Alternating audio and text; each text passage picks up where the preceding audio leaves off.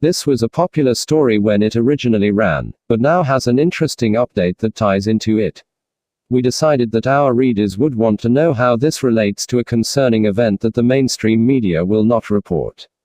We're reposting the original story for your enjoyment and the update for your needed information.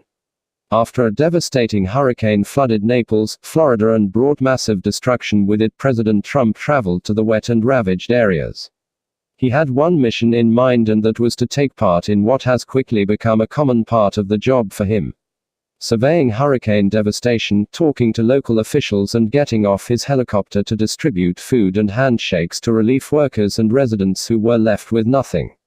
President Trump and First Lady Melania flew into in Naples, Florida, the Gulf Coast town of multi-million-dollar seafront villas, as well as inland mobile home parks that were devastated by Hurricane Irma. President Trump stopped at one of the trailer home parks where an excavator could be seen removing the twisted remains of a double-wide trailer that was once someone's home. The President and First Lady spent most of the time there shaking hands, hugging survivors, taking pictures, and handing out food to the workers and residents. But what was even more surprising was that the food they were serving wasn't from FEMA. The President used his own catering service that he paid for out of his own money in order to provide food for the victims. When have we ever seen a president do that before?